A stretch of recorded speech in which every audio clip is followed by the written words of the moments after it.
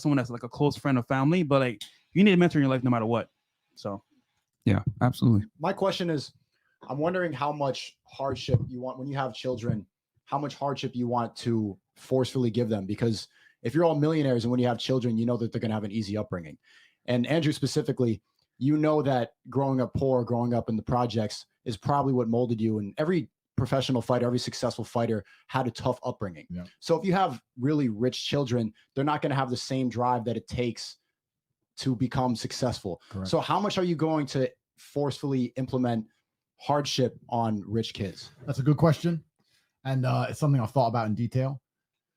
I've literally had this conversation with Tristan. I said, if I had a son and he was doing the exact same shit I was doing, I don't know if I'd be able to allow him. Bro, I had a motorcycle, no helmet, GSXR 750, running from the cops, and bro, I was doing dumb shit. And it's like I could have been splattered so many times.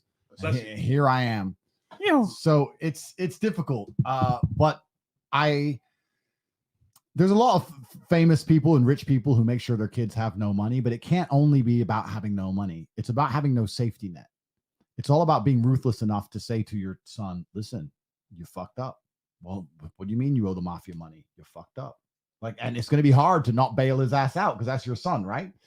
But if it's your progeny and it's your bloodline, you're going to have to make sure that you're doing the right thing. Because when there's always a safety net, it's different. It's different to jump off a building when there's always a bungee. It's just life's different. I lived my whole life without a safety net. That was it. Like, what do you mean? Oh, I fucked up. I fucked up. I couldn't call anybody.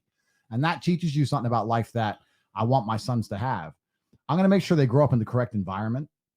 And that can be either artificially created by my brothers and my brother, my friends, my close people, and us having a lot of men around each other and a lot of young boys the same age. Because I think if they're hyper competitive, I think that's very good for them. Yep. I think that even if they're growing up in, let's say, a rich environment, if they're amongst 10 other boys basically the same age and it's daily some form of competition, they're going to have a fire lit inside of them. I think that's important.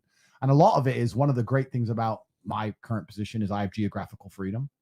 So if I decided to have a son raised in fucking Manila or Moscow, it's hard. Life's hard, bro. I'm going to make sure his life's hard. I'm not going to have him in some suburban bullshit because it's not just about me.